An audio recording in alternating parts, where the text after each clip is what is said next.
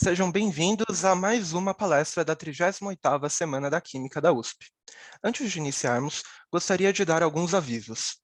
A presença é tomada automaticamente pelo Zoom. O form de perguntas e feedback será enviado pelo chat. Assim, as perguntas devem ser feitas apenas pelo formulário. O sorteio será realizado ao final da palestra por um membro da comissão. As palestras serão gravadas e posteriormente disponibilizadas no YouTube. A palestra de hoje, com o tema Adaptação de Tecnologias Bélicas para o Dia a Dia, será ministrada pela professora doutora Márcia Gequizian, que possui graduação em bacharelado e licenciatura em Química, com atribuições tecnológicas pela Universidade Presbiteriana Mackenzie, mestrado e doutorado em Química Analítica pela Universidade de São Paulo e pós-doutorado na Escola Politécnica da USP. Realizou pesquisas na área de ciências forenses com análise de metais potencialmente tóxicos, como alumínio, cádmio, chumbo e níquel. Atualmente é coordenadora do curso de Engenharia Química da Faculdade de São Bernardo e orientadora de iniciação científica com alunos bolsistas PIBIC na área de Química. Agora, passo a palavra para a professora. Bom dia, bom dia a todos.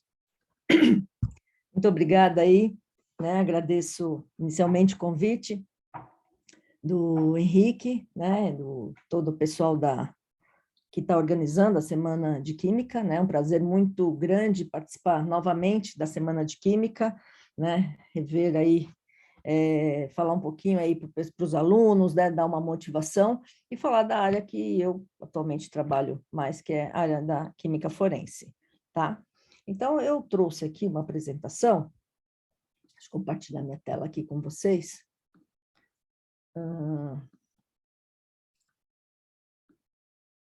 Conseguindo enxergar a tela? Todos? Tudo certo. Ótimo. E o som aqui tá bom? Do meu? Ótimo. Então, vamos lá. Então, adaptação de tecnologias bélicas para o dia a dia, né? Tá aí meu contato, esse e-mail que eu gosto de usar mais na área da perícia, né? Hoje em dia eu faço perícia na área de documentoscopia, grafotécnica também, tá? Então, tá aí meu contato. Qualquer dúvida ou interesse que alguém tenha mais, curiosidade, pode entrar em contato comigo. Bom, então recebi o convite aí do Henrique para falar um pouco sobre adaptação de tecnologias bélicas para o dia a dia, né? Eu trouxe alguns exemplos para vocês, né? Vou falar algumas curiosidades também e vou relacionar aqui principalmente com algumas armas químicas que, através delas, teve desenvolvimento de alguns benefícios, né, para o dia a dia, apesar de falar guerra e ciência, né? Esse termo parece que eles não se combinam, né? Mas, infelizmente, né, a guerra existiu, né, ou existe ainda em algumas situações, mas a ciência tem utilizado uma parte boa desse desenvolvimento, né, bélico para guerras para a gente utilizar no dia a dia. Então, vou falar do primeiro aqui, que todo mundo já conhece, né, que é o micro-ondas, né, forno micro-ondas. Então, ele foi desenvolvido durante a Guerra Fria, né, em 1945, né, o engenheiro Spencer, ele, na realidade, ele estava trabalhando para desenvolver radares, né, então, principalmente para gerar ondas eletromagnéticas, né, para utilização de radares justamente para a guerra, né. E quando ele percebeu que tinha uma barra de chocolate no bolso dele, que derreteu, né, tanto ele trabalhar com essas ondas, ele percebeu isso. E aí ele pensou em desenvolver um aparelho, né, que esquentasse, né, principalmente refeições, né, e usando esse princípio de ondas eletromagnéticas. Só para curiosidade de vocês, né, a empresa Raytheon, né, ela lançou o primeiro micro-ondas, olha só, pesando 340 quilos, não sei se vocês conseguem dimensionar isso, né, e custando em torno de 2.000 a 3.000 dólares, né. Então, imagina hoje, né, na era nano que a gente está, né, pensando aí num micro-ondas de 380 quilos. E outra curiosidade, o primeiro alimento feito no micro-ondas foi a pipoca, né, o milho com a pipoca. Bem curioso isso. Bom, outra tecnologia também que veio através da guerra foram as panelas de Teflon, tá? Isso foi durante a Segunda Guerra Mundial, 39 a 45, né? Aí foi um químico que já estava estudando, né, desde 38, experiências com gases de refrigeração, né? Então, principalmente com o intuito de poder armazenar, né, alimentos, armazenar materiais que seriam perecíveis. E que ele percebeu, em um dos experimentos dele, ele percebeu que formou uma substância pegajosa e não tinha aderência, né? Em 45, o nome passado foi Teflon, tá? E o primeiro uso dele foram pelos militares americanos, que utilizaram esse Teflon para revestir tubos e vedações na produção de material radioativo, tá? Principalmente aí vinculado à primeira bomba atômica. Depois da Segunda Guerra Mundial, né, a empresa em que o químico Plunkett trabalhava, né, fez diversas aplicações do Teflon. E aí, né, hoje em dia, né, foi se adequando, e hoje em dia a gente tem revestimento não adesivo, principalmente para panelas. Tem outras aplicações, mas o principal aí são para as panelas que no dia a dia a gente visualiza mais, tá? Outro item importante aí que a gente pode destacar são as câmeras digitais, tá? Ela foi desenvolvida no final da década de 50, isso foi do mundo todo, né? Então, curiosidade aí para vocês, né? O que o pessoal fazia, né? Colocava satélite espião, né? Para ver principalmente o desenvolvimento industrial, posição de tropas, tá?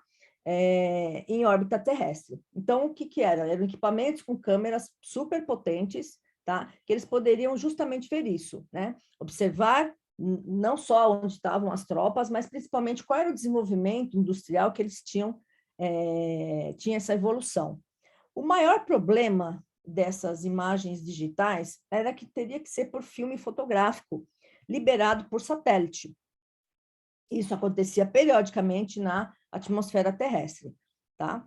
Mas o processo de recuperação desses filmes era muito trabalhoso e muitas vezes não tinha uma resolução muito boa, se perdia muitos filmes, tá? Muitas imagens. Em 76, né? Então, olhem só o avanço, né? A NASA lançou o satélite chamado Kinan, equipado com câmera óptica elétrica e capaz de transmitir as imagens em formato digital. Então, não precisava mais ter a etapa de revelação de filme fotográfico, né? Então, seria essa câmera óptica, tá? Opa. Bom, outro item que a gente não pode pensar hoje em dia, que não existiria, né? Não existe, seria o controle de tráfego aéreo, tá? O que acontecia? Nos primeiros pilotos aqui, que principalmente utilizavam para fins bélicos, né, em guerras, eles voavam e ficavam completamente isolados da superfície da Terra, né? Então, eles não tinham esse contato. O máximo que eles conseguiam fazer contato ou era com gestos com bandeiras, né, ou colocando luzes, tá? Então, era uma dificuldade muito grande em relação a esse controle do tráfego aéreo. Alguns anos mais tarde, o exército americano instalou o primeiro rádio com comunicação de duas vias, isto é, uma via no avião, né, e outra via em terra, tá? E em 1915 e 16, alguns técnicos conseguiram enviar mensagem via telégrafo sem fio, até uma distância de 225 quilômetros, até um percurso, né, de 225 quilômetros de distância, tá?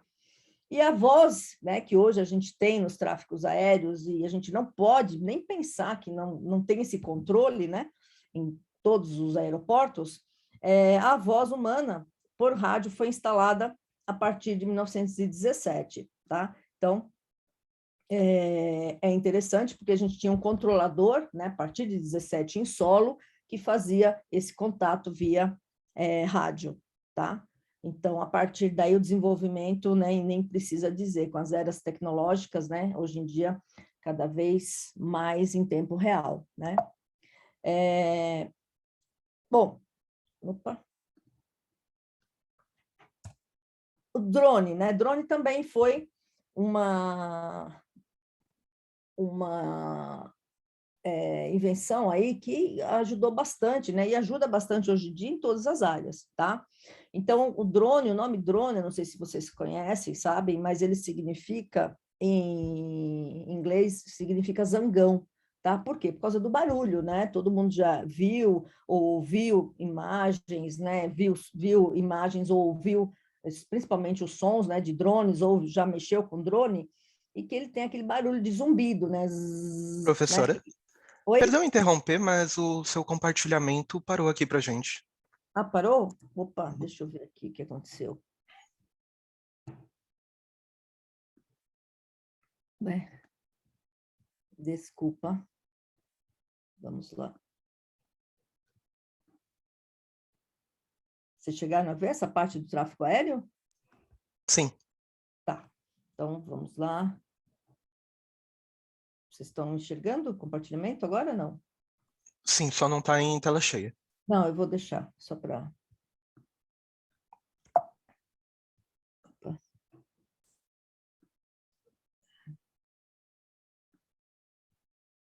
Agora está em tela cheia? Perfeito. Obrigada, Henrique. Bom, então, seguindo aqui, né, os drones, né, que a gente estava comentando que ele tem a denominação dele, né, é zangão, tá? Devido a esse barulho que ele faz, né? Todo mundo já deve ter ouvido alguns sons dele, né? Ele foi baseado, né? A elaboração dele foi baseada em bomba voadora alemã, que era denominada de V1. Então essas bombas voadoras, né, eram mini protótipos, né, que tinham com esse formato, né, de bomba voadora que chegava na região e tinha o ataque em solo. Tá? Então, foi muito utilizado durante a Segunda Guerra Mundial e foi melhorado, né? Aí tinha bomba tipo V1, bomba tipo V2, tá? Ele era um alvo fácil, então ele poderia ser destruído muito facilmente, mas ele tinha uma grande vantagem que foi usada até hoje, e hoje ele tem, né, que ele não precisa só andar em linha reta, mas a vantagem dele na época é que ele tinha velocidade constante e poderia voar somente em linha reta. Hoje não, né? Hoje você tem várias direções, né, que pode ser feita e a velocidade pode ser alterada, tá? Então, isso era uma questão importante, né? Apesar dele ser um alvo fácil de destruição no ar, mas ele tinha esse item que seria bem interessante. Bom, em 77, o Karen aqui, né, que era engenheiro espacial, desenvolveu um primeiro drone controlado, tá? Para vocês terem uma ideia, precisava de 30 pessoas para poder controlar esse drone, né? É uma coisa assim extremamente, como é que a gente pode dizer? Extremamente não muito fácil de lidar, tá? Ele mesmo criou essa empresa, Linden System, né, com o intuito de quê? De diminuir o uso de materiais, colocar materiais mais leves que fossem acessíveis, para diminuir esse peso, tá? Então, ele começou a trabalhar com fibra de vidro, restos de madeira, e ele originou aqui o primeiro, chamado de albatroz, tá? Esse albatroz conseguia ficar no ar 56 horas e sem recarga de bateria, tá? E precisava agora só de 3 pessoas para operar. Mesmo assim, é um número grande, né? Você tem 3 pessoas. Mas é claro que não se compara a 30 pessoas sendo utilizado, tá? Ele é utilizado, né? Foi utilizado, desenvolvido para missões militares, principalmente em risco à vida, resgate em incêndio, né? E hoje, e principalmente na época, é monitoramento ou ataque a alguma região, né? E hoje a gente utiliza, ou é utilizado o drone em várias situações, né? Na agricultura nem se fala, né? Então, para observar, né, plantações, né, terrenos muito grandes, e resgate também, claro, de pessoas em algum incidente ou acidente que ocorra, tá? Bom, no Brasil, os drones foram marcados por esse aqui, ó, BQM-1BR, né? BR aqui do Brasil, tá? Ele é o primeiro VANT, né? Veículo aéreo não tripulado, né? No Brasil tem essa denominação oficial, tá? Ele foi desenvolvido pela Companhia Brasileira de Tratores, né? Era movido a jato e o objetivo era servir de alvo aéreo, tá? Justamente para isso, tá? Ele realizou o primeiro voo em 1983, logo depois dele, surgiu outro VANT, que é a Gralha Azul, pela empresa Embravante, e para vocês terem uma ideia, ele tinha 4 metros de envergadura, né? E conseguia ficar 3 horas em voo, tá? Conseguia também receber esse gralha azul, comandos por radiofrequência, infravermelho e algumas missões definidas por coordenadas, né? Então, tinha algumas coordenadas que você poderia aplicar e eles poderiam ser aplicados, tá?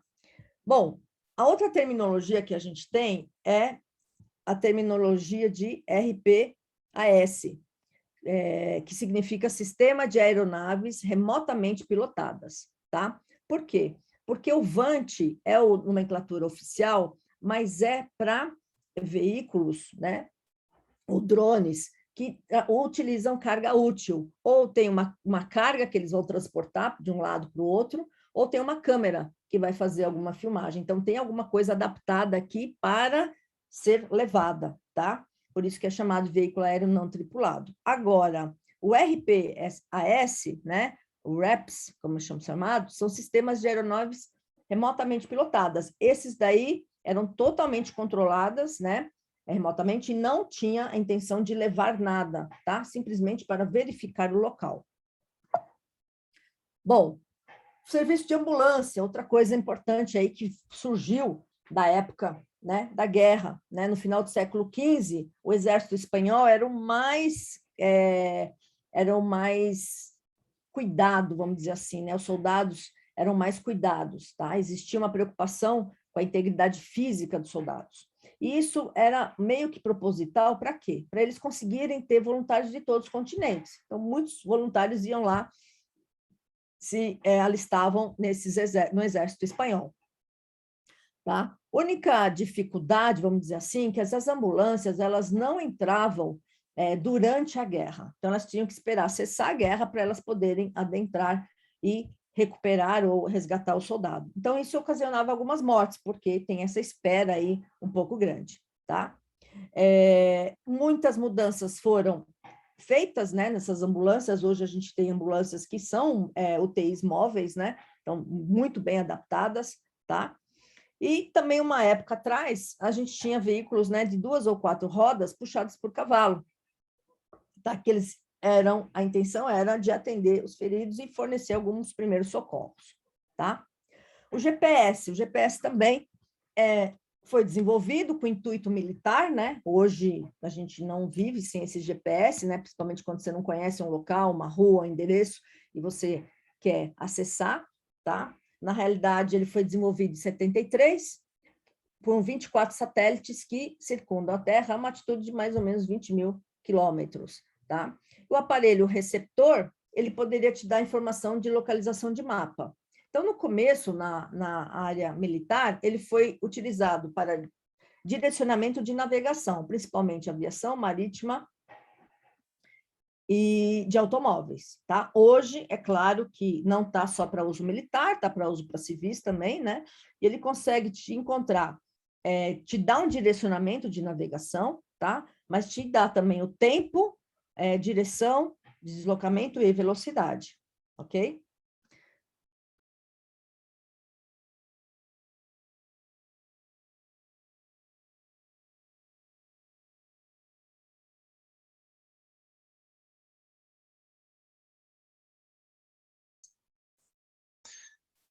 Professora, não temos o áudio. Agora, Agora sim. a tela está compartilhada. Tá sim. Obrigada. Espera aí. Vamos lá, vamos voltar aqui. Deixa eu voltar aqui a tela. A gente deu uma avançada aqui. Bom, então a internet, tá? Ela foi desenvolvida durante a Guerra Fria, Estados Unidos e Rússia, né? Elas não tinham guerra entre si, mas elas começavam a mostrar os armamentos bélicos que elas tinham, tá? E a ideia era que tivesse um armazenamento de dados que fosse descentralizado e que ele funcionasse mesmo sendo bombardeado, tá? Aí a agência militar, a ARPA, né, americana, ela desenvolveu o chamado ARPANET, né? E, claro, que no início só foi utilizado pelos militares. No Brasil, ela está mais ou menos desde 94, tá? e mais ou Professora, menos... Oi? agora o seu compartilhamento ficou branco. A gente Ih, não está vendo os slides. nossa, mas o que está acontecendo aqui? Desculpa, gente. Sem Vamos lá. problemas. Vamos lá de novo. Deixa eu sair aqui. Voltar.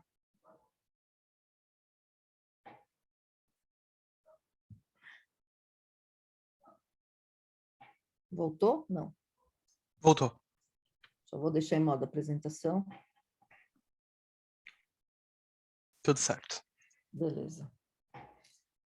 Bom, a produção em massa de antibióticos também foi desenvolvida a partir da Segunda Guerra, né? A penicilina foi a primeira, tá?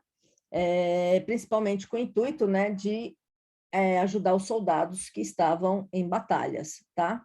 Mas a partir da penicilina desenvolvida, a gente tem vários medicamentos que foram passados, né, ou desenvolvidos e passados, aplicados em soldados, tá? Bom, falar um pouco mais de armas químicas, né? Qual que é o intuito de uma arma química? O intuito inicial é não ter a explosão, tá? Sim a contaminação.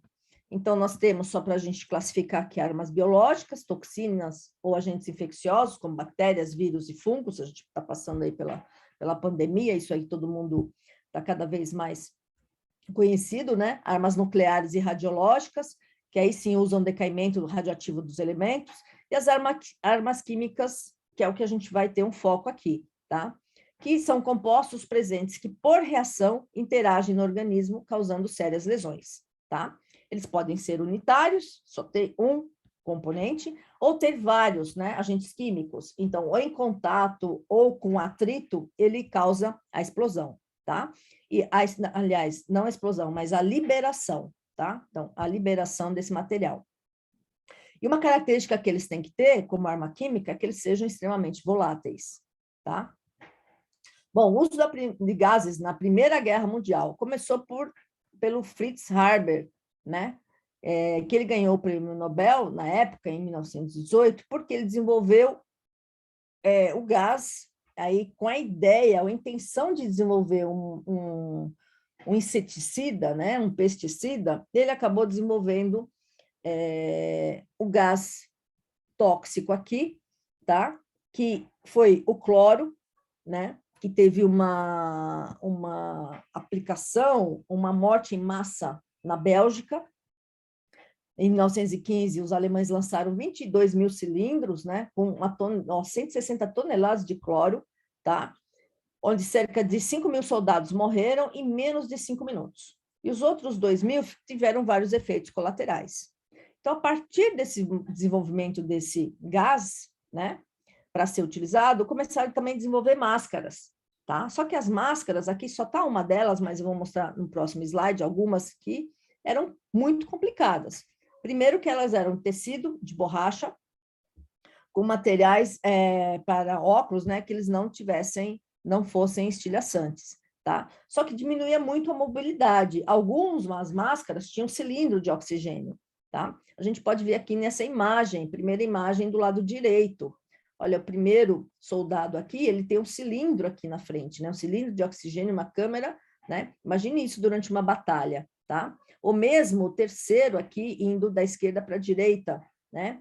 Não sei se vocês estão conseguindo ver meu mouse, mas aqui, né, essa forma de máscara impedia muito a movimentação, a mobilidade, tá? Então, os gases tóxicos começaram a ser muito utilizados desde a Primeira Guerra Mundial, justamente por esse efeito, né? Então, diminuir, né? A pessoa precisaria usar uma máscara e isso diminuiria a mobilidade e seria mais fácil para as tropas inimigas poderem avançar, tá? Utilização dessas gases tóxicos começou no imperialismo europeu, tá?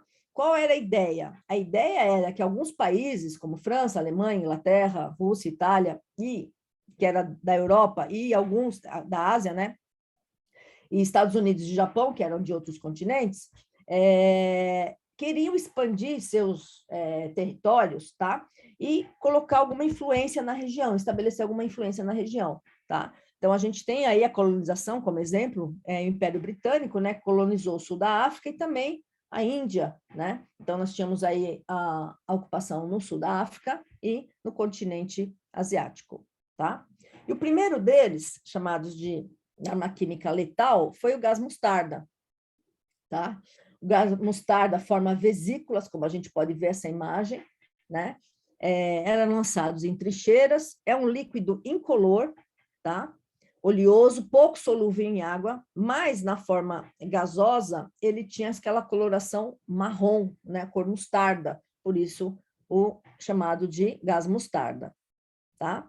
Ele era extremamente mutagênico, né? E desenvolvia o câncer. Mas olha que interessante, a partir dessa arma química, percebeu-se que a mostarda nitrogenada, então aqui, ó, no lugar do enxofre aqui, opa, eu tenho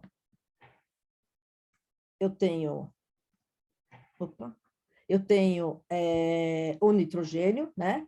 Ele poderia fazer o efeito contrário, né? O efeito antagônico, isto é, ele reduzia a contagem de células brancas no sangue, tá? Diminuindo o tumor também. Então, enquanto uma forma era empregada para desenvolver o câncer ou para afetar as tropas inimigas, a modificação dela, hoje em dia, ela pode ser utilizada para o bem, tá? O gás cloro, né, como eu falei, foi muito usado tanto na Primeira Guerra como na Segunda Guerra Mundial. Ele leva à irritação do sistema respiratório, né, em crianças isso é mais fatal, tá? Na forma de gás, né, ele irrita as mucosas, mas na forma líquida ele causa queimaduras, né? Na derme, na pele, né, na derme, e às vezes chegando na epiderme, tá? A partir de 3,5 miligramas por litro, você consegue já detectar pelo odor, tá? E é mortal a partir de 1.000 miligramas por litro, 1.000 ppm. A exposição aguda dela leva a edema pulmonar, que seria líquido nos pulmões, tá? A exposição crônica, abaixo do nível letal, leva à debilidade dos pulmões. Então, só para a gente ver, mais para frente eu vou falar dessa diferença, mas exposição aguda e crônica, né? Exposição aguda é você levar de uma vez só uma batelada grande, tá? Em geral, isso acontece em acidentes. Exposição crônica é aquela exposição que você tem todo dia, né? Doses, que a gente brinca aí, doses homeopáticas, né? Todo dia você é exposto àquele produto ou aquele composto químico, tá? Então, tem uma diferença aqui em afetar o organismo. Hoje em dia, o gás cloro é muito utilizado, né? Para o bem, que é o quê? Tratamento de água, desinfecção de resíduos industriais, piscinas, branqueamento, né? Muito utilizado para branqueamento, inclusive de papel, né? Fibras vegetais, algodão, linho, tá? Nós temos o gás fogênio também, que foi utilizado durante a Primeira Guerra Mundial. Ele é extremamente tóxico e corrosivo, tá? Um gás sufocante, por quê? A hidrólise dele, né? A hidrólise é hidro, água, lise, quebra. Então, pela reação com a quebra da molécula de água, ele forma o ácido clorídrico, que é extremamente corrosivo, tá? Hoje em dia, ele é usado na fabricação de polímeros, de isocianato, agrotóxicos, corantes, alguns polímeros, como poliuretanos, policarbonatos, tá? E também usado na indústria como agente de cloração. Então, desenvolvido para a Primeira Guerra como um gás tóxico e, hoje em dia, outras aplicações e utilizado em várias áreas. Aqui nós temos duas classes de armas químicas letais que são mais recentes, que é o grupo G e o grupo V. Tá? O grupo G são muito parecidos, a gente vai ver essas estruturas químicas daqui a pouco. É o sarin, tabum e soman, tá? Então, todos começando com G aqui, por isso denominado grupo G. Ele é menos tóxico que o grupo V, tá? Eles, em geral, têm um aroma, então eles são aromatizados, e tem a coloração castanho, e são absorvidos pela pele na forma líquida. Na forma gasosa, claro, né, irrita as mucosas, e na forma líquida, absorvido na pele.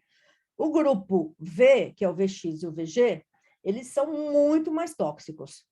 E o problema maior deles, pela toxidez também, é que ele é incolor e inodoro. Então, você não percebe a presença dele, porque ele não vai ter cheiro nem cor, tá?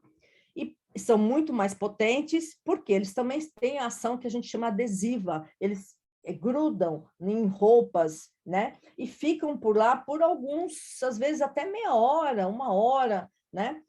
Dependendo, claro, da quantidade, eles ficam adesivados, né, em roupas ou impregnados em roupas, e a pessoa vai caminhando para lá e para cá e vai contaminando toda a região. Então, o grupo V mais tóxico, principalmente por ele não ter coloração e odor, tá? Primeiro deles aí, do grupo G, é o tabum, tá? O efeito dele, observem a molécula. Essa molécula eu vou falar daqui a pouquinho para vocês, tá? Ele é um organofosforado, atualmente utilizado como pesticida, tá? Ou agrotóxico, com a denominação mais completa, tá bom? Então, organofosforado. Ele é lacrimejante, dá uma dor nos olhos, visão borrada, salivação, tosse, pressão no peito, confusão mental, né? Várias outras alterações aí muito importantes, tá? Vejam a molécula agora do sarin, tá? Outro organofosforado, ok? Incolor e inodoro, como eles são, esse daqui chega a ser 500 vezes mais tóxico que o cianeto, né? Lembrando que o ácido cianídrico também foi utilizado em guerra, e ele tem uma característica que ele inibe a presença de oxigênio, tá? Então, matando a pessoa por sufocamento, por asfixia. Teve até um caso que aconteceu numa boate há um tempo atrás, em Santa Maria, onde a boate ela foi toda incendiada e o material utilizado para acústica é a base de, o polímero utilizado é a base de cianeto. Então, com a queima dele e a umidade do ar, liberou-se muitos ácidos cianídricos, né? Ácido cianídrico no ar. E causou isso, né? Causou a morte ali naquela boate, que alguns de vocês já devem ter ouvido falar, tá? Ele é inibidor da enzima, no caso aqui o sarin, acetilcolina esterase, tá? Penetra na roupa, como eu falei, fica grudado na roupa e a exposição a outras pessoas. Ele também tem praticamente todos os sintomas que tem no tabum, tá? Visão turva, dor abdominal, confusão, sonolência, náusea, tá? E o soman seria o terceiro grupo aí também de organofosforado, muito semelhante ao sarin, tá?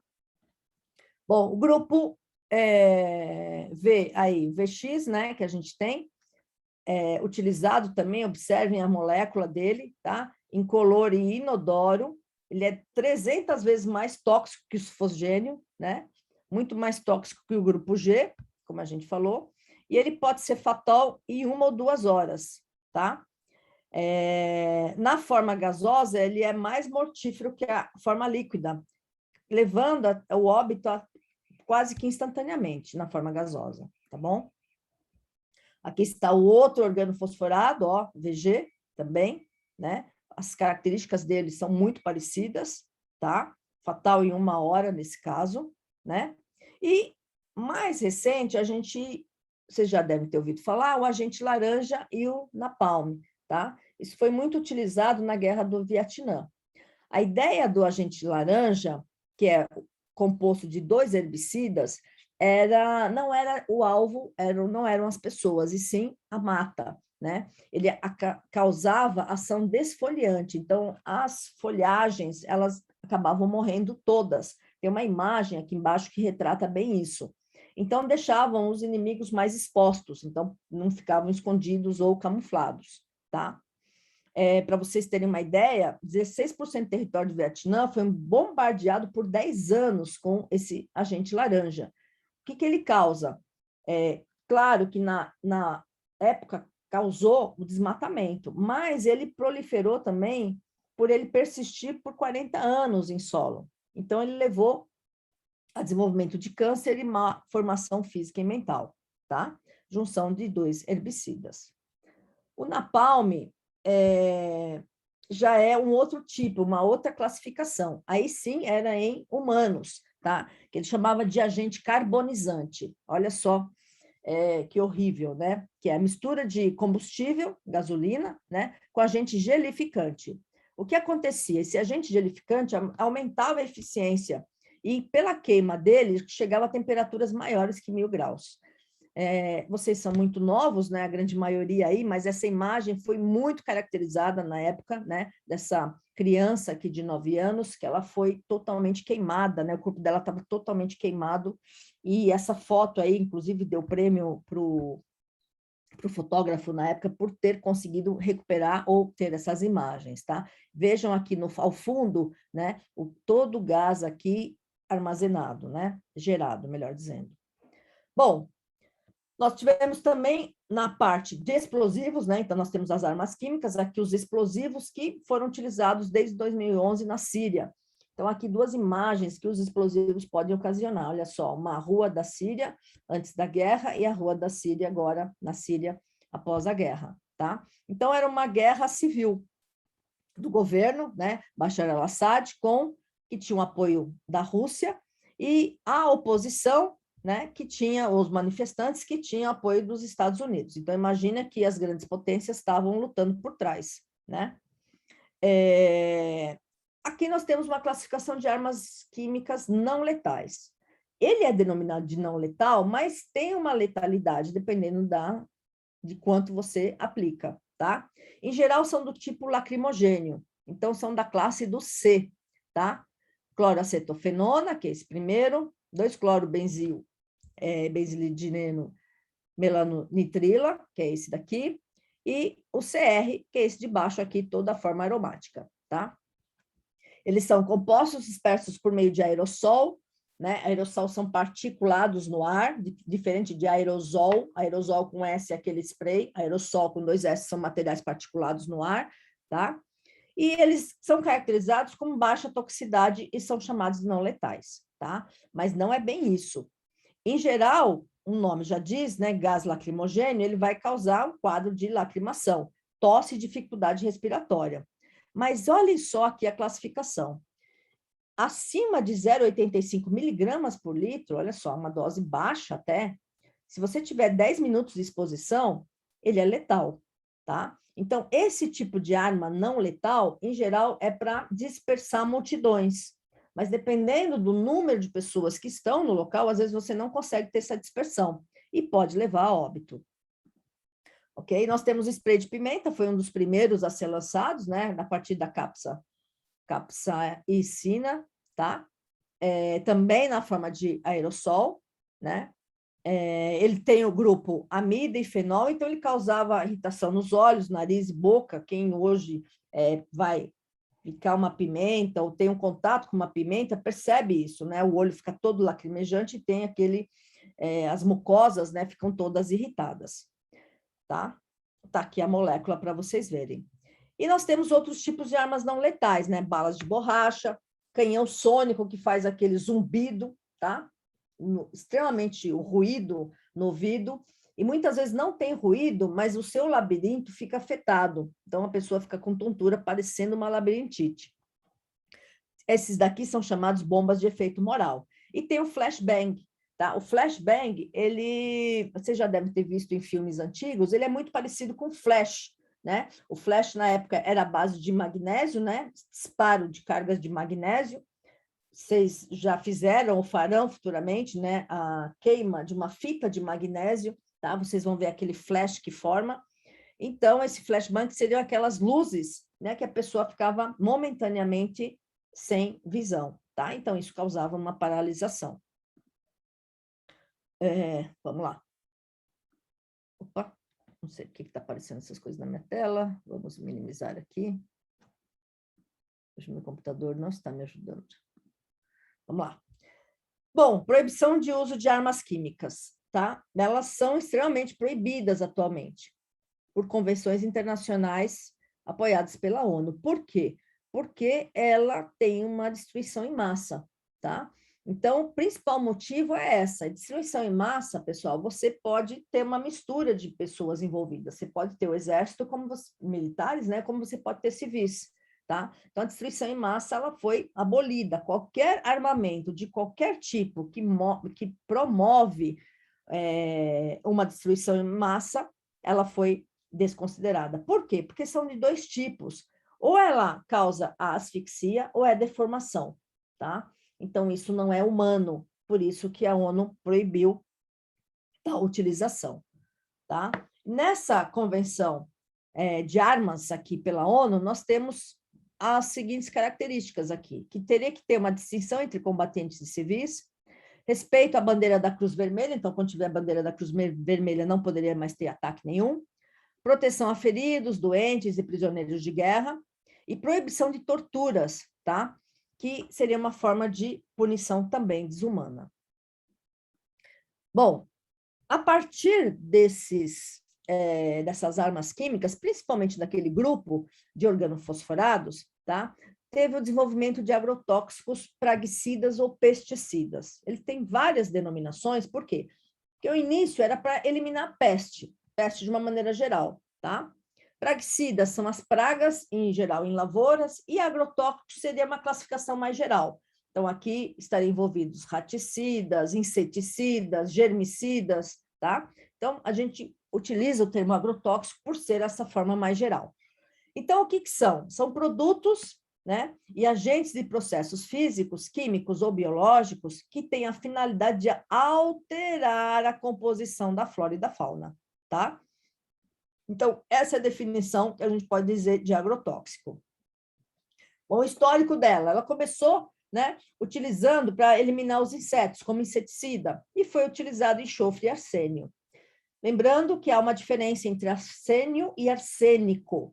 Arsênio é o composto, tá? E arsênico é o óxido de arsênio. As pessoas às vezes confundem, tá bom? Óxido de arsênio, o arsênico, ele é muito utilizado como envenenamento. Quer dizer, muito utilizado, ninguém vai utilizar assim, mas ele é empregado, tá? Como envenenamento, em caso de envenenamento. Bom, então foram os primeiros a serem desenvolvidos. Depois foi utilizada a nicotina, né? Do século XVI ao século XIX, tanto na Europa como nos Estados Unidos, começou a utilizar a nicotina para a eliminação ou como agrotóxico. Em 39 foi descoberto o DDT, tá? Em 43 começou toda a Revolução Verde, né, para não utilização, e até a Segunda Guerra Mundial não se utilizava muito agrotóxico. Por quê? Porque era focado mais para esses gases tóxicos, tá? E a partir da Segunda Guerra, sim, começou a ter esse desenvolvimento para aplicação ou desenvolvimento de agrotóxicos. São todos eles, né? Tem várias classes. Algumas delas são proibidas, a gente vai ver, o organoclorado ele é proibido totalmente, mas o organofosforado ele é o mais aplicado hoje em dia, tá? Após o final da Segunda Guerra, aumentou o uso aí do agrotóxico. Então, para vocês terem uma ideia, década de 70 tinha um uso intensificado, década de 80 tirado o DDT, tá? Pela contaminação e pela problemática que ele causa principalmente nos humanos. E em 2012, 50 agrotóxicos que eram mais utilizados no Brasil, desses daqui, 22 já eram proibidos na Europa, tá? E só para vocês terem uma ideia aqui, ó, de 2003 a 2013, isto é, em 10 anos, enquanto o mundo aumentou em 93%, o Brasil aumentou em 190% o uso de agrotóxicos, tá? Nas lavouras. Então, é um número muito preocupante. Por quê? Principalmente pelo resíduo que ele deixa, tá? Então, a gente vai falar um pouquinho do programa que a Anvisa tem, que é o PARA, mas antes de chegar lá, o que acontece? Quando você faz uma análise química em algum alimento que teve aplicação de algum agrotóxico, você divide em duas partes, que seria o satisfatório e o insatisfatório. O insatisfatório, ele está negado, né? Ele não pode ser utilizado como alimento, porque ele está super contaminado. O satisfatório indica que ele está abaixo do nível de tolerância permitida, tá? Então, ele é satisfatório, mas não significa que ele não está lá. Desses 71%, só para vocês terem uma ideia, 36% dão amostras satisfatórias com resíduo. E 35%, praticamente a metade para cada um, dão amostras satisfatórias sem resíduo detectado. O ideal seria sem resíduo detectado, tá? Então, olha, metade mais ou menos aqui foi considerado como satisfatório, mas tem um resíduo ali. Problema de agrotóxicos com resíduo é o quê? O efeito acumulativo, tá? Que a gente chama de doses crônicas. Você vai sendo contaminado gradativamente ao longo da sua vida e isso causa vários problemas, principalmente desenvolvimento do câncer. Bom, O PARA, que eu estava falando agora há pouco, é um programa de análise de resíduos de agrotóxicos, elaborado pela Anvisa, tá? Agência Nacional de Vigilância Sanitária. O pessoal está falando muito sobre a Anvisa, né, devido às vacinas, tá? Mas qual é o intuito? Qual é o intuito? Isso foi desde 2003, é feito até hoje, tá, gente? Ele faz uma avaliação e classifica toxicologicamente os agrotóxicos. Então, ele vai ver a ingestão diária que a pessoa está tendo, tá? O componente ativo, o limite máximo de resíduos, tá? E vai registrando tudo isso.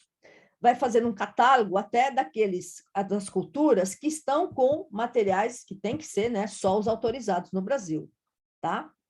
Como é que ele faz isso? Ele faz uma coleta por amostragem. Então, ele vai para alguns municípios, né? E vai fazendo essas coletas semanais, onde? Em mercados, feira livre, sacolões, tá? E esses alimentos são monitorados gradativamente, né? Permanentemente ou periodicamente. E a partir daí tira-se a conclusão de qual é que está com maior contaminação ou não, tá? Então, aqui, o que a gente diz, o agrotóxico, ele leva você a uma toxicidade crônica, tá? Por quê? Porque você não leva uma dose grande num dia só, você leva várias doses pequenas e são acumulativas, tá?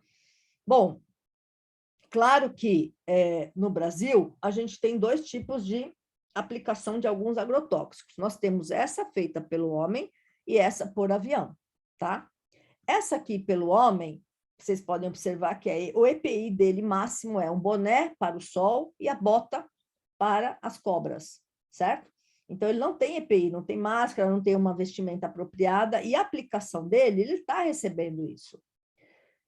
Em comparação com o avião, é que o avião, esses jatos, eles dão uma grande quantidade desse agrotóxico, tá? Esses jatos são proibidos em alguns estados aqui do Brasil. Bahia já é proibido, Goiás já é proibido você utilizar jatos para descarga de agrotóxicos. Por quê? Por causa de alguns incidentes que já teve. Alguns incidentes que tiveram contaminação de escolas, né? Que teve uma vez em Goiás, que por isso que foi desativado, não se usa mais. E principalmente porque você tem que saber o local que você vai aplicar, tem direção de ventos, né? Tudo isso. Então, e a quantidade aplicada. E para piorar, gente, é que tem que ter uma pessoa, ou às vezes duas pessoas em solo, duas ou três, para dizer o direcionamento.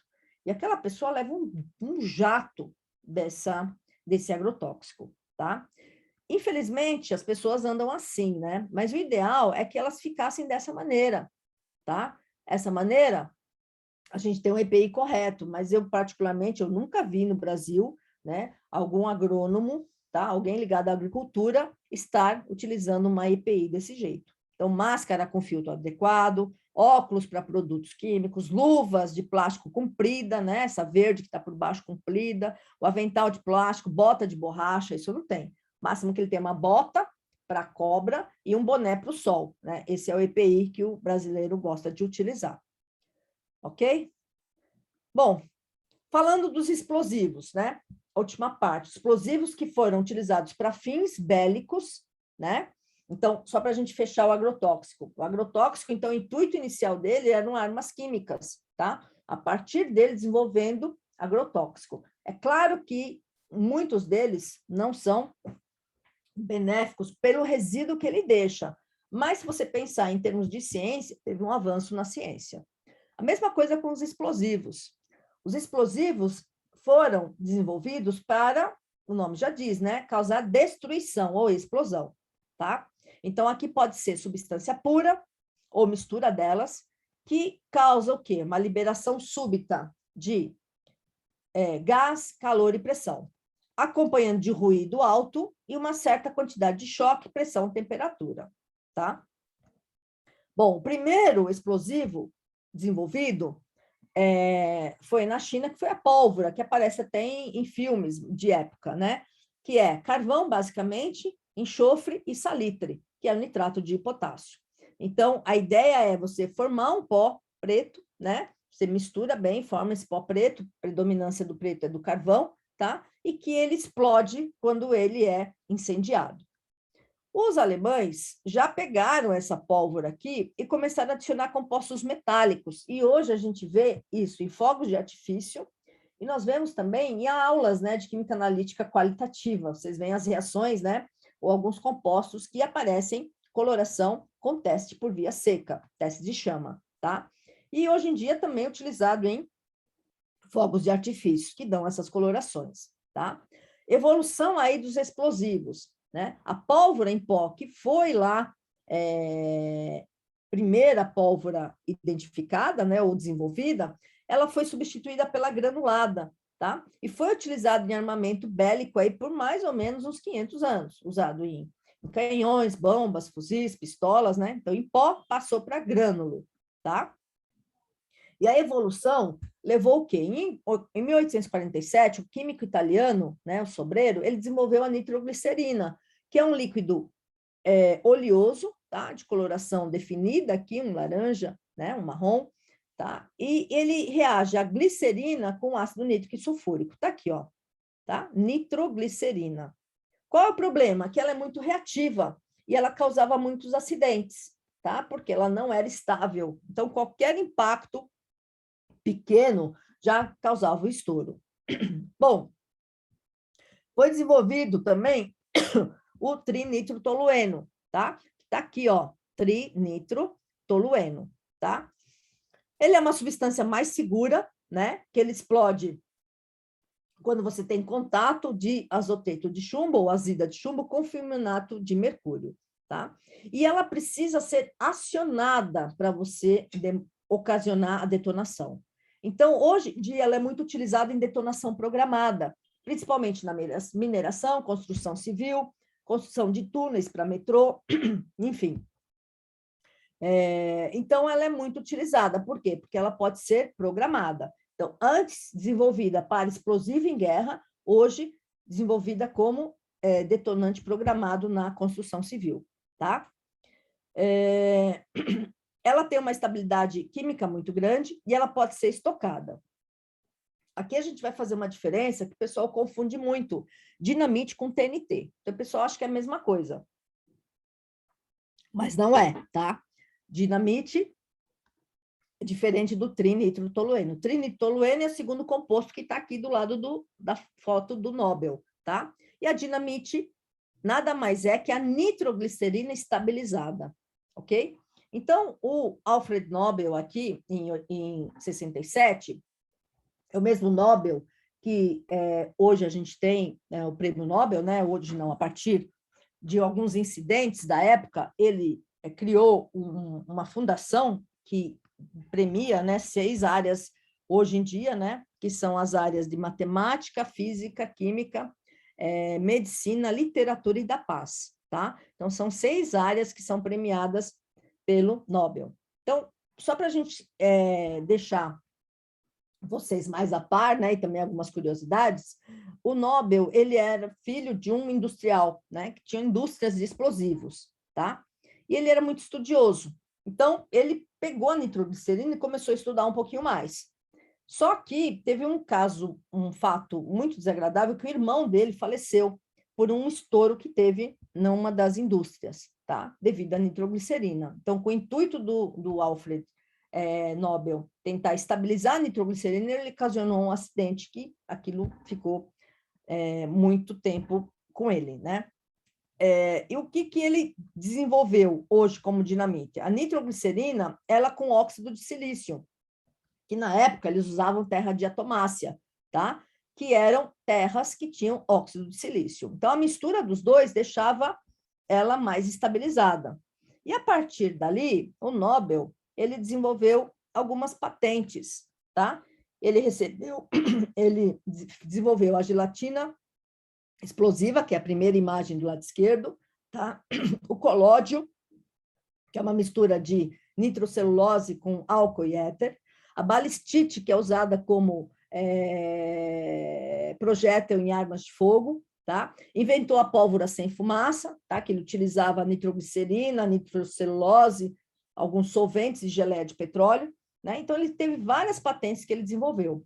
E, a partir daí, ele não queria que ele fosse relacionado com desgraças, né? Ele desenvolver material utilizado em armamento. Ele queria ser conhecido ou lembrado por coisas boas que ele tinha feito. Então, a partir daí que ele criou essa fundação, e todo ano, né, ele deixou como herança aí, todo ano, a premiação dessas 6 áreas, como a gente já relatou para vocês, tá? Bom, é isso que eu tinha que falar, tá ok? Espero que tenha passado a informação que vocês gostariam. Me desculpe aí pelos inconvenientes aí do computador, tá? Hoje ele está mais rápido que eu. E agradeço novamente aí o convite e estou à disposição aí se alguém tiver alguma dúvida, alguma curiosidade.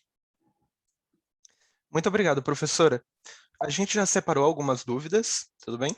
Tudo? Então, vamos para a primeira pergunta. Professora, qual a sua opinião sobre a energia nuclear nos dias de hoje? Muito se fala sobre o uso dela como um substituto para os combustíveis fósseis, porém também existe muito medo, tendo em vista o risco de acidentes e associação a bombas atômicas. Seria um erro dispensar uma fonte efetiva de energia por esse motivo, ou o medo é justificado? Não, eu acredito que tem que ter a segurança, né? Hoje em dia, há muito tempo já se utiliza o cobalto 60 para deixar um tempo de prateleira maior em alguns alimentos, né? Então, é irradiado. Se você olhar no rótulo de alguns alimentos, eu tenho esse costume, né, no mercado, até o pessoal que vai comigo não gosta muito, porque eu fico bastante tempo olhando os rótulos das embalagens para ver o que é utilizado, você vai ver que alguns alimentos de prateleira, elas estão escrito lá, irradiado cobalto 60. Tem pessoas que não compram, porque acham que elas vão ser radiadas, elas vão ser contaminadas com radiação. Mas isso é um erro, tá? A gente tem o cobalto 60 utilizado também na área de radioterapia. Então, é um erro você associar, o que a gente sempre diz, é um erro você associar qualquer desenvolvimento científico ao lado, vamos dizer assim, ruim, ou lado que é maléfico. Na realidade, é o direcionamento que é dado. A gente até brinca que até a água mata, tá? Então, é a quantidade que você tem que ingerir, a forma como você está manuseando. Se você tiver todos os EPIs, estiver trabalhando de uma forma correta, não tem como ela ser ruim, não. Eu acho que ela tem que ser substituída. Os combustíveis fósseis, elas estão com os dias contados, né? A gente vê a geração hoje de energia com carro elétrico, né? Então, isso vai acabar. Combustível fóssil é extremamente tóxico, né? A gente tem compostos nitrogenados no ar, nós temos compostos de enxofre no ar que ocasionam chuva ácida, nós temos vários problemas com combustíveis fósseis. Então, a substituição deles sempre é muito bem-vinda. E eu acredito muito nisso, né? De você utilizar essa radiação dessa forma, né? Controlada e para fins corretos. Próxima pergunta. Muito obrigado pela palestra. As armas químicas que você apresentou costumam possuir antídotos ou tratamentos em caso de acidente? Então, algumas delas não, e outras têm que ser muito rápida, né? Por exemplo, para essas vesículas feitas pelo gás mostarda, depende da quantidade, porque você pode desenvolver o câncer de pele, então você não consegue ter um rápido tratamento. Agora, alguns casos, por exemplo, se for contaminação por acidente, você até consegue resolver. Você está numa indústria lá, está produzindo cloro, né? Para ser utilizado como matéria-prima para outra aplicação, e aí deu um acidente ali. Então, dependendo da quantidade exposta desse cloro, se você tiver um rápido socorro, vamos dizer assim, primeiro socorro, você consegue ter uma limpeza, né? Principalmente nas mucosas, jogando muita água, tal, dependendo da contaminação, né? Agora, imagine você sendo usado isso em guerra, né? Guerra já foi com o intuito de destruição. Então, você ter alguma coisa que recuperasse, na época, não era a finalidade. A finalidade deles era justamente para ter o inimigo, né, totalmente em comando, né, sem comando nenhum, eles estarem no comando, tá? Então, existem situações, sim, nós temos até envenenamentos, né? Tem casos de envenenamento que a gente já trabalhou, ou ouviu falar também, alguns relatos, né, na área de perícia, que você tem uns antídotos, mas dependendo da quantidade ou a forma de exposição, você não tem como ter um antídoto, tá? E lembrando que nem tudo você pode usar água para limpeza, né? Por exemplo, se contaminou com ácido clorídrico, né? Claro, um jato de água, né? Tanto é que nos laboratórios sempre tem um chuveiro, né? E um lava-olhos, mas a gente tem que saber a toxidez deles. Nós nunca podemos entrar no laboratório, fazer alguma análise sem saber a toxidez dos reagentes, tá? Porque, por exemplo, se você se contaminar com ácido sulfúrico, ou se você tiver uma queima com ácido sulfúrico, você não pode jogar água, né? Então, você vira o fogo grego. Quanto mais água você joga, mais ele vai reagir em você. Então, você tem que primeiro tirar o excesso, tentar neutralizar com uma base, principalmente bicarbonato de sódio, algo do gênero, e depois fazer a lavagem com água, tá? Então, o conhecimento é a primeira coisa que a gente tem que fazer antes de entrar num laboratório, tá bom? Perfeito. Próxima pergunta. Como era feito o teste de armas químicas em um contexto de guerra? Havia um teste prévio ou era na hora do confronto? A grande maioria era na hora do confronto, tá? Principalmente pela produção em massa. Não tinha um controle de qualidade, não se tinha isso. Era desenvolver, né, o armamento e ser utilizado. Tanto é que alguns deles tiveram vários incidentes, de disparar ao contrário, de ter uma explosão. Então, alguns testes eram em campo, tá? Mas a grande maioria era na hora mesmo para descobrir o que acontecia. Perfeito. Próxima pergunta. Uma associação ética controversa. Grande parte do desenvolvimento científico, inclusive químico, é realizada durante guerras ou momentos de conflito. É válido e mesmo ético se aproveitar de um desenvolvimento que nasceu da crueldade, como os avanços durante a Segunda Guerra? É mais adequado transformá-lo para um uso diferente do original? Sim, é isso que a gente tentou apresentar hoje para vocês, né? Mostrar esse uso, essa aplicação. E principalmente, gente, vocês que estão estudando química, gente que já é formado em química há muito tempo, a química é sempre associada com destruição, né? Então você já deve ter ouvido falar aquela famosa frase: não come isso que tem química, não bebe isso que tem química, não passa no cabelo que tem química, tudo tem química. Se não tivesse química, a gente não existia. O nosso corpo é feito de reações químicas, né? Então, o pessoal tem que entender que a palavra química não é desgraça, a palavra química é melhoramento, né? Se não fôssemos nós os químicos, nós não teríamos a despoluição, nós não teríamos desenvolvimento de tantos medicamentos, tempo de prateleira de alimentos, né? Cheio de estabilizantes, conservantes. Então, uma coisa é você estabilizar, conservar um alimento. Outra coisa é você dizer, tem química nesse alimento, né? Então, o lado pejorativo dessa terminologia. Então, cabe a nós a mostrar isso, né? A nós, aos nossos conselhos de classe, né? Conselho Regional de Química, Associação Brasileira de Química, Sociedade Brasileira de Química, né? Eu já fui membro da Associação Brasileira de Química, é divulgação. E hoje sou do CRQ, né? Conselho Regional de Química, é a divulgação da melhor forma, para mostrar, principalmente quem não é da área da química, quem não está estudando química, que química não é desgraça, né? Química não é associada com coisas ruins, pelo contrário. Então, o armamento desenvolvido na época, tá? Muitas vezes, por curiosos, vocês viram, era engenheiro espacial, né? Tinha um ou outro químico, mas a grande maioria, não, às vezes, não era da área, estudiosos que desenvolviam, e hoje ela foi deslocada, né? Isso que eu quis trazer para vocês, ela foi deslocada para uma aplicação interessante, né? O desenvolvimento da ciência para o bem, a partir daquele desenvolvimento inicial, que o foco inicial não era isso, tá? Quinta pergunta. Olá, professora. Muito obrigada pela palestra. Foi ótima. Tendo maior conhecimento sobre os agrotóxicos e suas consequências, a senhora compra alimentos orgânicos ou os do mercado mesmo? Então, aqui é uma grande, vou falar da minha, porque eu tenho um sítio, então eu compro, pego a maioria dos alimentos que eu planto, tá certo? Eu até brinco que não tem orgânico, né? Esses alimentos orgânicos, eu detesto essa denominação, gente, né? Eu brinco até com o pessoal, falo, olha, é alimento orgânico, tá cheio de tolueno, xileno, benzeno, gasolina, é tudo orgânico, né? Então, a gente tem que saber a denominação. Falar açúcar orgânico, olha só, a molécula de açúcar já é um composto orgânico. Olha a redundância, com açúcar orgânico. Existe açúcar inorgânico? Não existe, né? Então, as terminologias que as pessoas utilizam, muitas vezes, faz mal para a gente, que é da área de química, tá? Então, por que eu puxei para esse lado? Porque a gente vê confusões, né? A mesma coisa quando a pessoa fala, o cara é dependente químico. Ele não é dependente químico. Para mim, dependente químico é quem pega uma DP de química na faculdade. Isso é um dependente químico. ele é dependente de uso de drogas, tá? Mas aí são coisas distintas. Então, isso que a gente tem que ter em mente, né? Para a gente poder argumentar. Desculpa, me fugiu a pergunta. Qual foi a pergunta inicial que eu puxei aqui para esse lado e fugiu? Se a senhora compra Se eu alimentos compro orgânicos ou do mercado?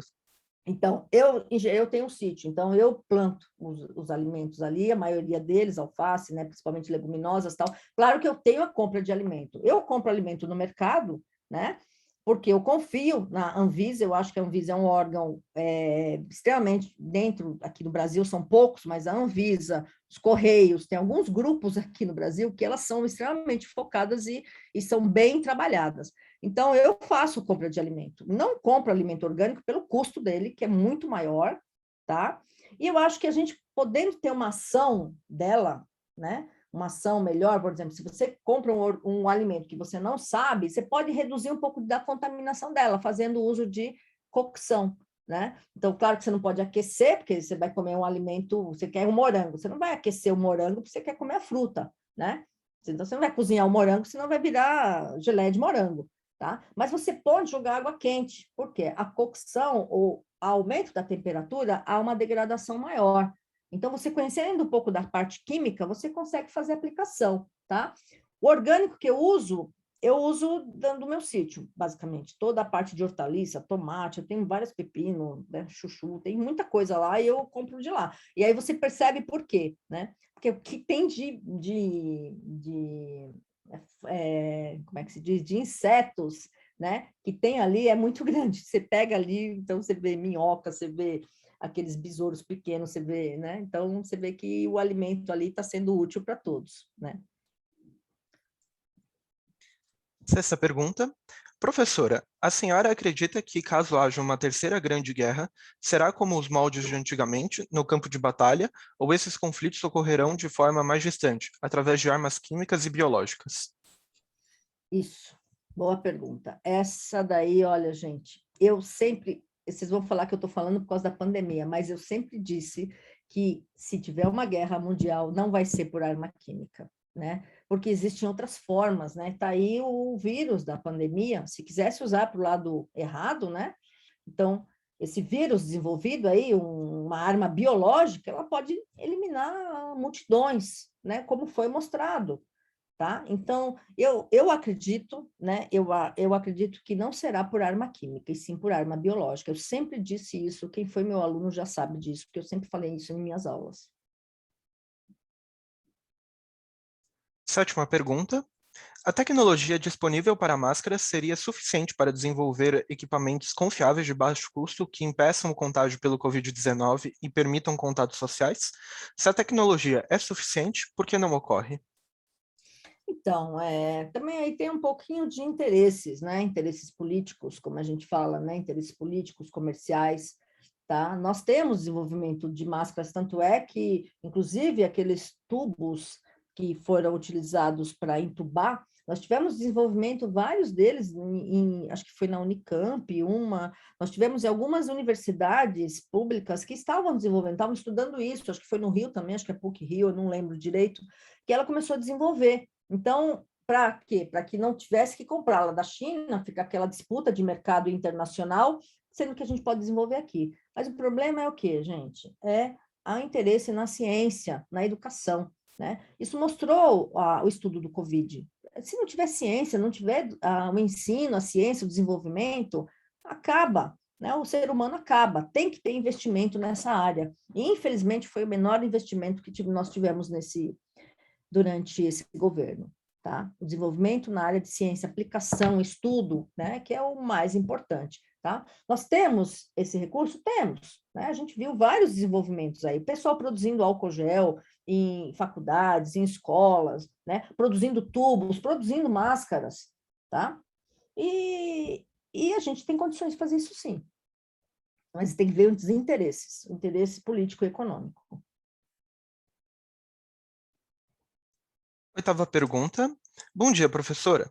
Você acredita que a associação da palavra nuclear à produção de energia, assim como o acidente em Chernobyl, são pontos negativos que podem ser ultrapassados para a maior aceitação popular de tal tipo de produção de energia? Então, é o que eu falei antes, né, do cobalto 60. Infelizmente, o pessoal vê nuclear, né, vê lá na prateleira, radiado com cobalto 60. Ah, não vou pegar isso aí não, vou ficar com câncer, vou desenvolver, né? O pessoal tem a formação, a informação, ela é muito distorcida. Eu acho que, às vezes, tem governos que gostam disso, né, que gostam de deixar a pessoa ignorante no sentido de ignorância, não ter o conhecimento, não ter o conhecimento daquele assunto, porque fica mais fácil de controlar a população, tá?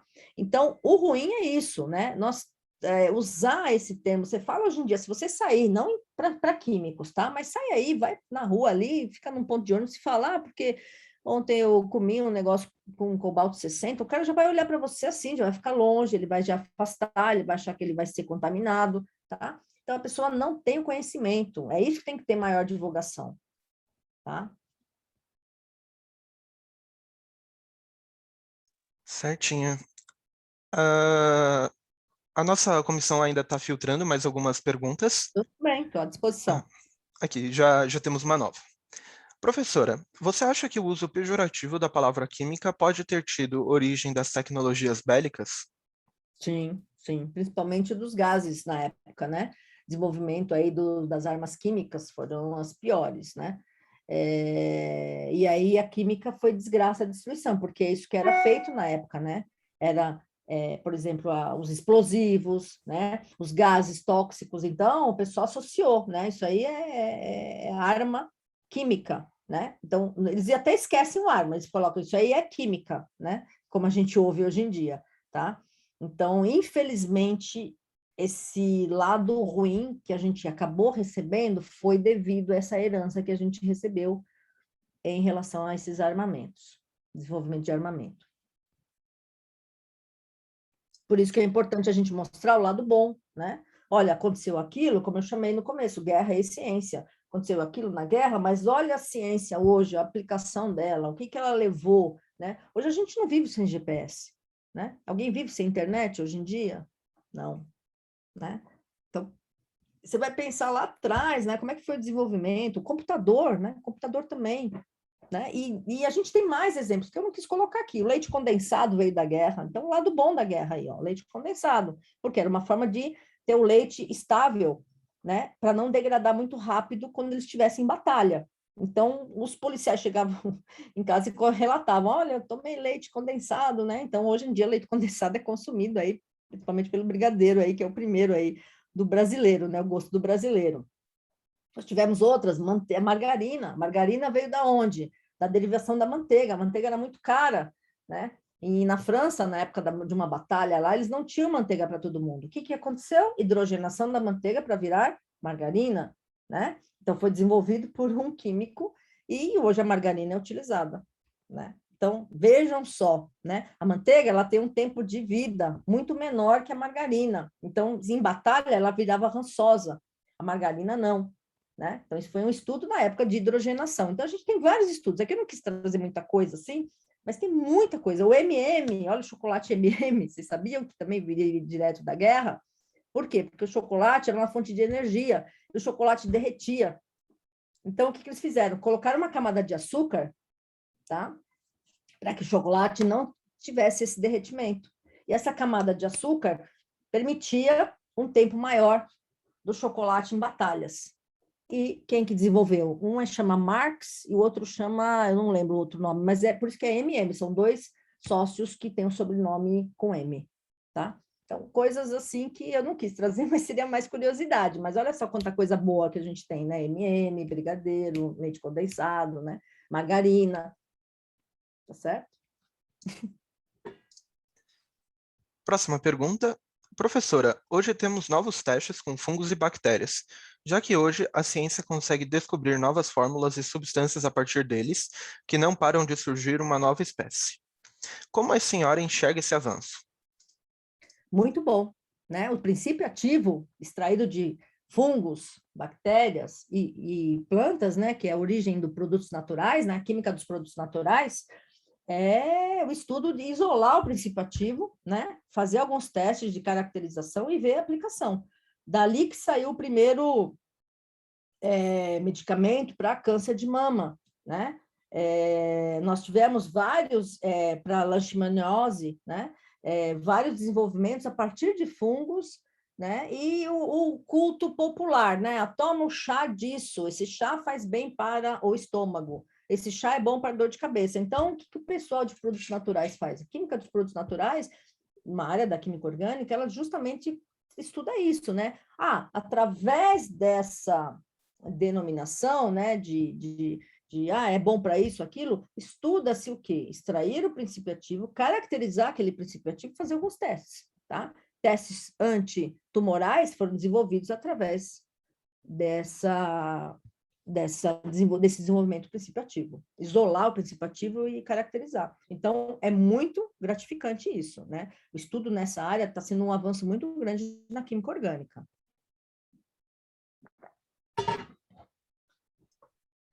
Próxima pergunta. Professora, você acredita que o lixo nuclear gerado da produção de energia é um ponto negativo muito grande para tal? Sim. O lixo nuclear, assim como todos os outros resíduos, eles têm que ser tratados, tá? É o famoso a química verde. Você gera e você cuida dele, né? Você gerou aquele resíduo que a gente vê principalmente nas pilhas, vamos dizer assim. Você comprou aquela pilha no mercado, o mercado tem que ter um lugar para você devolver aquela pilha e o fabricante da pilha tem um direcionamento para aquele resíduo, tá? Então, a mesma coisa acontece com o lixo nuclear, o resíduo nuclear. Ele tem que ter um fim para ele, tá? Foi o que aconteceu com o acidente em Goiânia, né? Muito tempo atrás, não sei se vocês já ouviram falar, mas eram umas cápsulas de um hospital que foi desativado, tá? Utilizado em radiografia, se eu não me engano, e estavam lá, que é a base de césio. E os catadores lá viram aquela lata, abriram, viram uma coloração verde luminosa, acharam super interessante. Pegaram, levaram para casa, levaram no ônibus, passaram no corpo, a criançada pegou, brincou e foram todos contaminados com césio. Né? Então, não poderia ter aquele descarte inapropriado, né? Desativou o hospital, então fica lá o que estava. Não, ele tem que ter uma finalidade, principalmente o prédio, construção civil, e também esses produtos ou materiais que foram utilizados e que tem alguns compostos que a gente tem que ter um fim adequado, né? A parte de resíduo, hoje, reciclagem, vocês veem muito maior do que há 10 a 20 anos atrás, tá? Então, isso aí é muito importante. Mesmo a parte na área de tintas, pigmentos, desenvolvidos em tintas, muitas vezes hoje eles são recuperados, né? Então, você tem impregnação ali de alguns metais, você isola aquele metal, recupera e faz uma outra aplicação, tá? Próxima pergunta.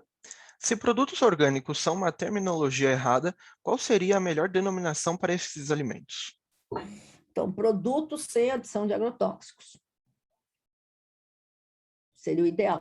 Açúcar orgânico, não existe, porque não existe açúcar inorgânico. Eu não conheço a fórmula da glicose inorgânica. A glicose é orgânica, né? Então, isso é uma redundância. Então, açúcar com plantio sem agrotóxicos, né? Seria a terminologia mais correta para todos eles, para todos eles. Próxima pergunta. Aproveitando o contexto da margarina, por que as pessoas têm a ideia de que produtos hidrogenados fazem mal? Realmente fazem mal? Então, a ideia, eu acho que principalmente não é nem com relação à hidrogenação em si, eu acho que é com o catalisador, porque muitos deles utilizam metais, né? Então, há uma época atrás, que é absurdo, utilizavam como catalisador cádmio, chumbo, você acha? Utilizar como catalisador. Tudo bem, catalisador de uma reação, a gente já sabe que ele entra e sai igual, mas quem me garante que ele sai a mesma quantidade, sai exatamente 100% do que entrou, né? Então, esses metais, que são extremamente cancerígenos, foram substituídos por níquel, né? Outros metais que fazem esse processo, tá? Mas tem uma toxidez, né? Então, eu acho que o termo aí de fazer mal à margarina, eu acho que está relacionada mais com o nível de alguns compostos relacionados ao colesterol, né? A parte de gordura produzida, mas não a fato da hidrogenação em si. Só se estiver relacionado com metal ali utilizado como catalisador. Próxima pergunta. Embora tudo seja química, em que medida o desenvolvimento de substâncias para armas e produtos coloca em risco a humanidade? Então, é o famoso para que lado você vai usar isso, né? O lado negro da força ou o lado bom da força aí, né? Depende muito da aplicação. É o que eu falo sempre, a água também pode matar, né? Depende da forma como você lida. Armamento é necessário? Eu não sei até que ponto ele é necessário, tá? Mas se for gerado, né? Isso é uma discussão aí muito peculiar de cada país, mas se ele for gerado como armamento de defesa, ele tem que ter o intuito, né, e saber o alvo dele, né? Ele não pode fazer uma destruição em massa como foi feito, né? Então você pega todo mundo ali, civil, militar, né? Então o seu alvo é destruir deveriam ser coisas assim mais direcionadas, por exemplo, eu vou destruir o armamento, então vou direto, né? Vou tentar centralizar direto num galpão onde está todo o armamento de uma cidade tal. Então, meu foco é destruir o armamento gerado pelo inimigo, certo? Mas não utilizar o armamento para eliminar civis e mesmo militares, né? Não é esse o foco. O foco é você tentar um armamento destruir o outro armamento, para que as potências, né, não sejam, se não fiquemos na mão dessas grandes potências, tá? Então, o armamento destruindo armamento seria essa finalidade aí, mas não utilizar em fins de humanidade, essa parte aí, não.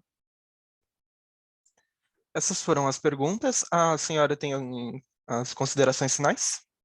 Não, eu gostaria de falar que é sempre muito bom falar da química, né? Vocês que estão estudando química, né? Nossos futuros aí, né? Falar sempre muito bem da química, né? Sempre, sempre tentar falar o máximo, o melhor, né?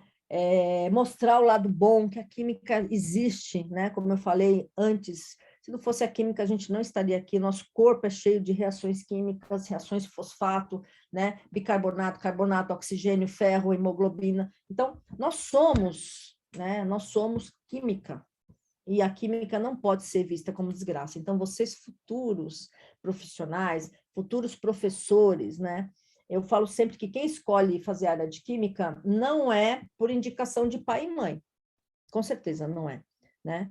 É sempre ou porque trabalha na área ou porque teve um excelente professor no ensino médio. Diferente, né? Então, quando eu cheguei em casa, falei que eu ia fazer química, foi um caos na minha época, né? Então, meu pai sempre apresentou assim, ó, esse é meu filho advogado, é o doutor, que não tinha doutorado, essa aqui é minha filha médica, doutora, que não tinha doutorado, e eu que tinha até pós-doutorado, falava, e essa aí é química.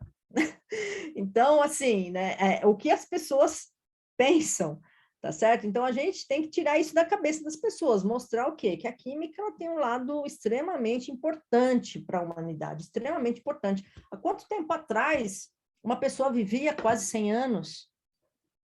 O máximo que você falava, nossa, a pessoa é velha, tem 60 anos, né? Eu tenho 56 anos. Então, hoje em dia, o parâmetro de velho mudou, né? Pessoa idosa, velha, que está com 90, quase, né? A gente está passando a marca dos 100 anos. Isso é o quê? É desenvolvimento da química, né? Então, é esse recado que eu queria deixar para todos vocês, né? Vamos fortalecer cada vez mais a química, né?